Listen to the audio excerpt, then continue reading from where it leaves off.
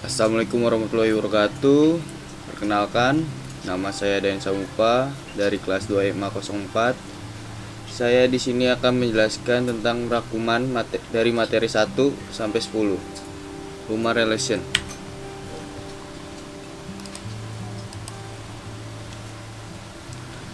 Human Relation. 1. Jelaskan definisi human relation. Human relation merupakan suatu hubungan antara manusia yang dipengaruhi oleh banyak faktor lain dan membantu dalam pencapaian suatu tujuan.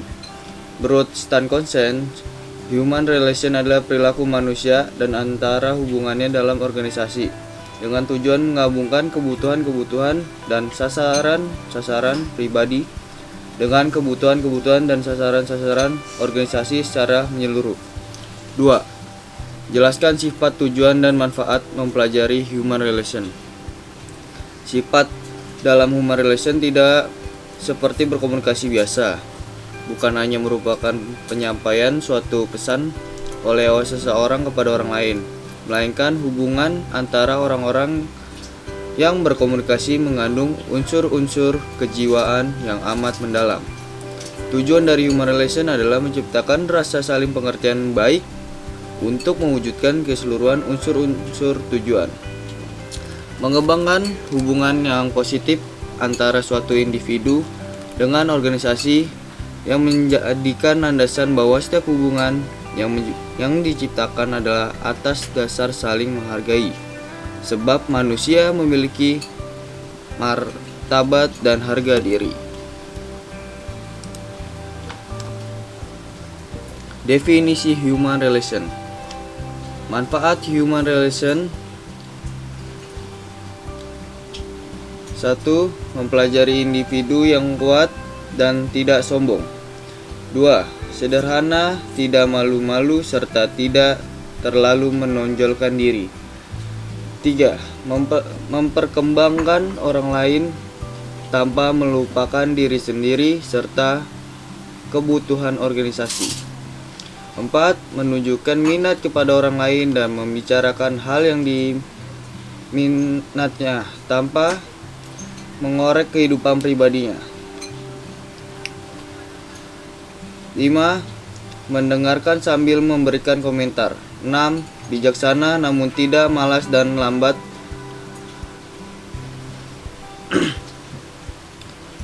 7. Percaya diri tapi mau berubah dan belajar dari kesalahan. 8. Santai tapi tetap fokus. Dengan mempelajari human relation. 1. Memungkinkan kita untuk mendapatkan wawasan yang berharga tentang bagaimana dan mengapa orang berpikir dan bertindak. 2. Memperoleh keterampilan untuk berinteraksi dengan orang lain serta mengembangkan keterampilan untuk mengatasi masalah yang potensial. 3. Membantu membangun hubungan yang positif dan mengatasi masalah pribadi. 4. Mengembangkan strategi peningkatan karir dan pribadi serta kompetensional sosial. Komunikasi dalam human relation. Human relation bertujuan untuk mempererat rasa persaudaraan dan mendapatkan suatu kepuasan dari apa yang telah mereka kerjakan.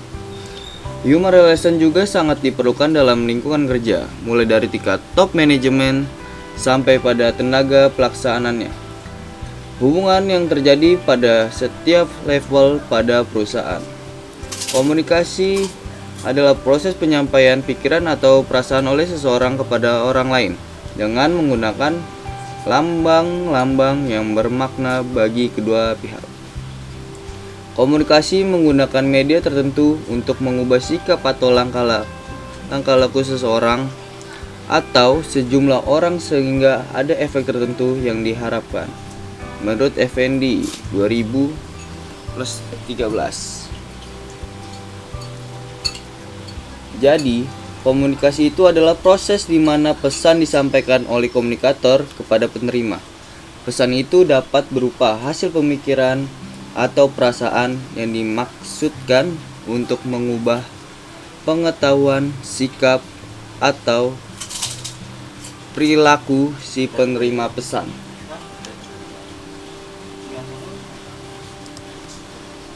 Dalam sebuah perusahaan, human relation merupakan jembatan penghubung yang menghubungkan antara atasan dan bawahan, bawahan dengan atasan dan bawahan dengan bawahan. Hal ini dimaksudkan untuk menciptakan kepuasan dalam bekerja, sehingga meningkatkan produktivitas kerja. Dengan kemampuan human relation yang baik, seseorang pimpinan akan dapat memecahkan masalah para karyawannya, sedangkan komunikasi merupakan alat perantaranya. Komunikasi penting bagi manusia, sebab tanpa komunikasi tidak akan terjadi interaksi dan tidak ada saling tukar pengetahuan dan pengalaman.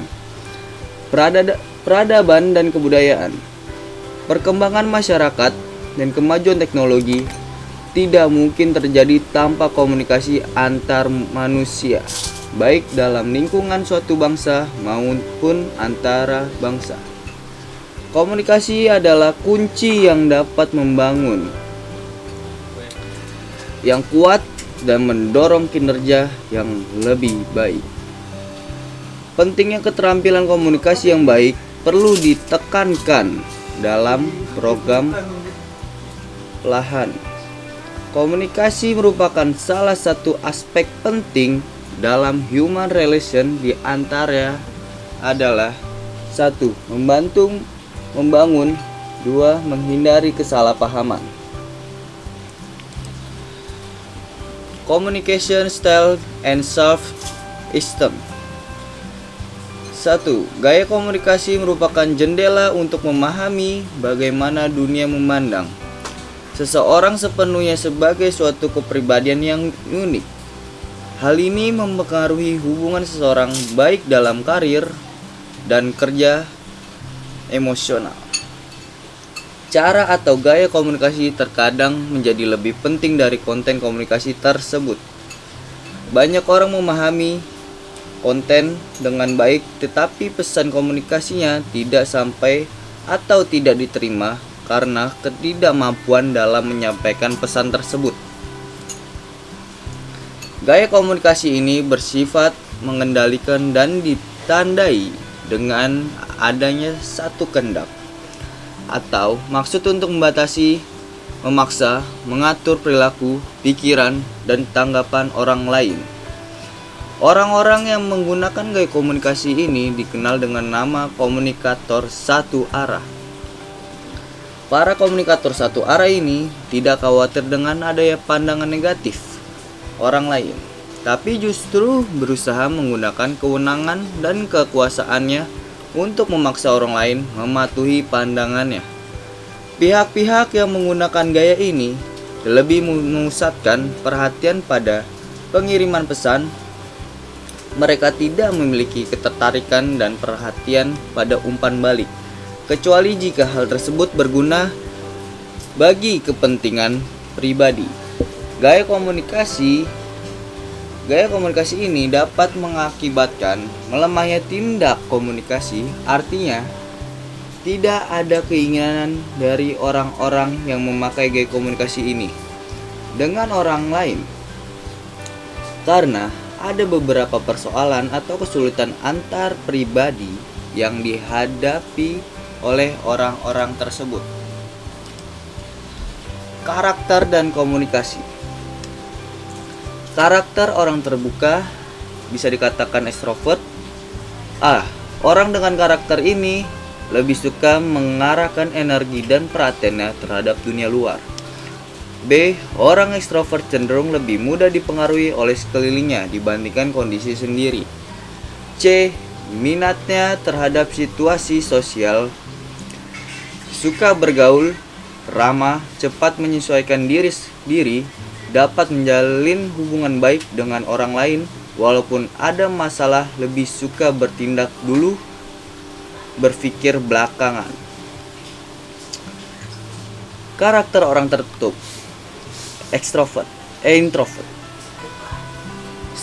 Orang introvert memiliki pemahaman baik terhadap dunia dalam diri mereka, fantasi, mimpi, dan persepsi yang bersifat individu. Orientasi subjektif orang-orang ini akan menerima dengan selektif dunia luar. Karakter mereka cenderung menarik diri dari lingkungan, lemah dalam penyelesaian sosial, lebih menyukai kegiatan dalam rumah. Self-esteem menyebutkan bahwa harga diri sudah terbentuk pada masa kekanak-kanak, sehingga seorang anak sangat perlu mendapatkan rasa penghargaan dari orang tuanya. B. Proses selanjutnya, harga diri dibentuk melalui perlakuan yang diterima individu dari orang lingkungannya, seperti dimanja dan diperhatikan orang tuanya dan orang lain. Dengan demikian, harga diri bukan merupakan faktor yang bersifat bawaan, melainkan faktor yang dapat dipelajari dan terbentuknya sepanjang pengalaman individu. Integritas adalah sebuah nilai yang selalu menjadi dasar untuk menjamin kejujuran nilai-nilai lainnya. Bila integritas pribadi lemah atau bocor dalam karakter pribadi, maka dapat dipastikan nilai-nilai seperti kejujuran, keterbukaan, tanggung jawab, ketekunan, kerajinan, keberanian, keterus-terangan, kepercayaan, kesetiaan, kearifan, dan profesionalisme pasti tidak akan berfungsi seperti seharusnya. Konsistensi antar nilai dan tindakan orang yang berintegritas akan bertindak konsisten sejalan dengan nilai-nilai, kode etik, serta kebijakan organisasi dan atau profesi, walaupun dalam keadaan yang sulit untuk melakukannya. Ethical choice, faktor-faktor yang mempengaruhi pengambilan keputusan. A.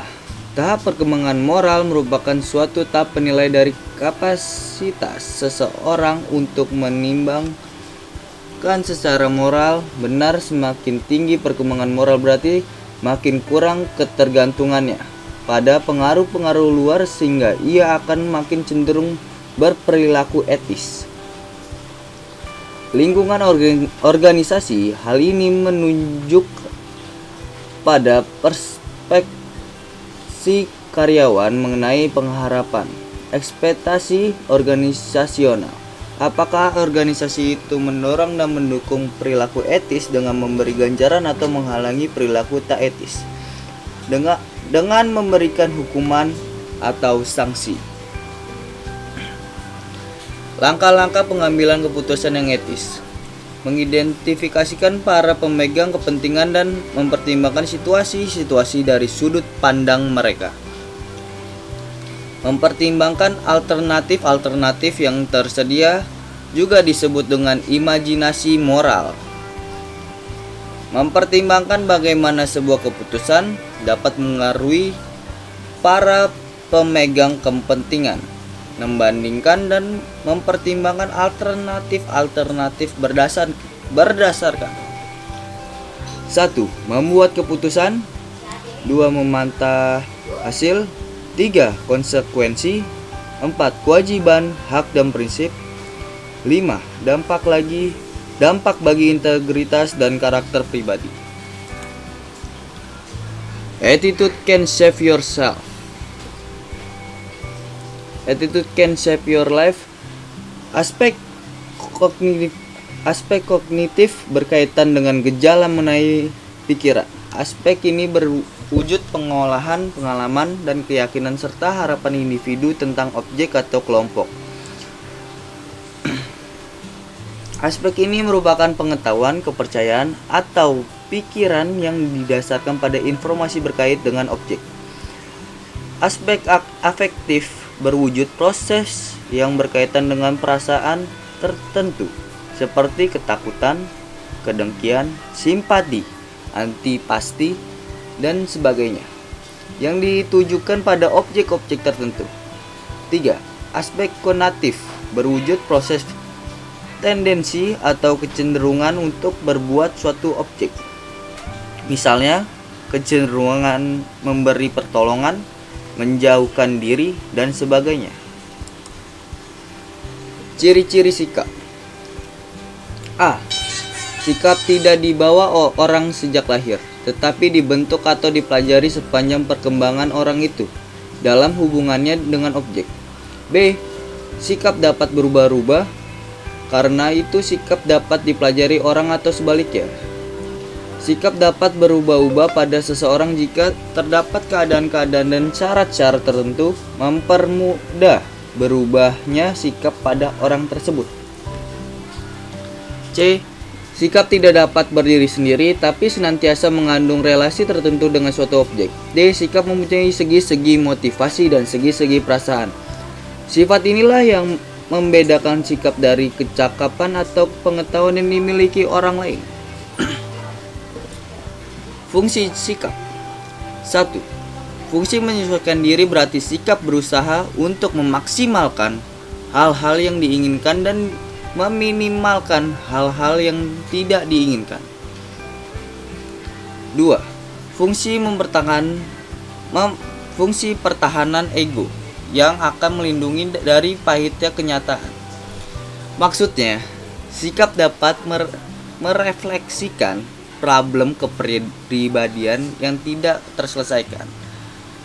Fungsi ekspresi nilai berarti sikap membantu ekspresi positif nilai dasar seseorang, memamerkan citra dirinya dan aktualisasi dirinya.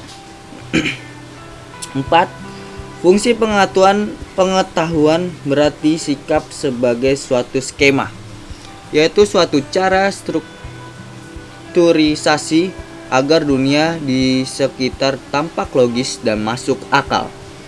Sikap digunakan untuk melakukan evaluasi terhadap fenomena luar yang ada dan mengorganisasikan. Membantu orang lain mengubah sikap mereka. Jika Anda ingin orang mengubah sikap seseorang, kenali perilaku yang mewakili sikap untuk tersebut dan ubah kondisi yang mendahului perilaku serta pertimbangkan situasi yang ada. Seperti kondisi di bawah ini. Seseorang karyawan baru di toko retail mengalami masalah dalam menyesuaikan diri dengan pekerjaannya. Manajer membutuhkan di bagian penjualan secepat mungkin. Jadi dia terburu-buru melalui prosedur pelatihan kinerja tanpa meluangkan waktu untuk menjawab pertanyaannya.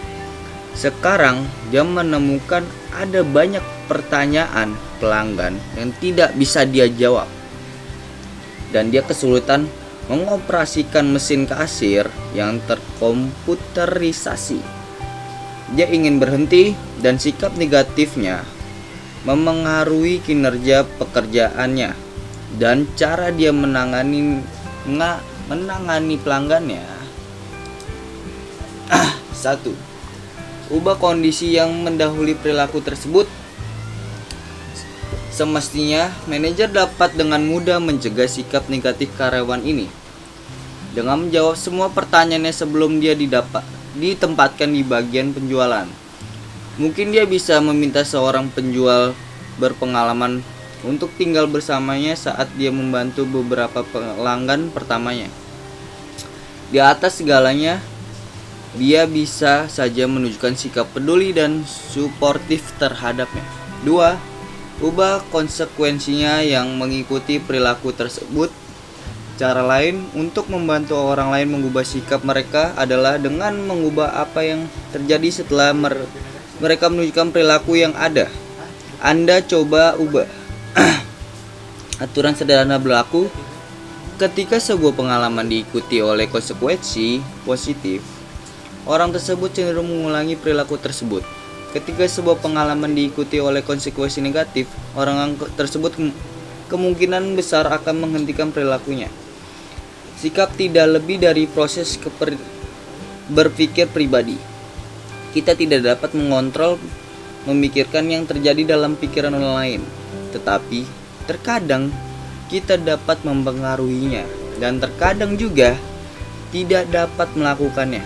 Jadi harus menetapkan aturan perilaku tertentu. Beberapa organisasi telah sampai pada kesimpulan bahwa perilaku yang menyinggung atau mengancam orang lain harus dihentikan. Mungkin tidak mungkin untuk menghentikan seseorang dari pemikiran prasangka, tetapi Anda dapat menetapkan kebijakan tanpa toleransi terkait tindakan yang merendahkan atau mengancam orang lain. Itu saja yang saya bisa sampaikan untuk materi dari 1 sampai 10. Sekian dan terima kasih.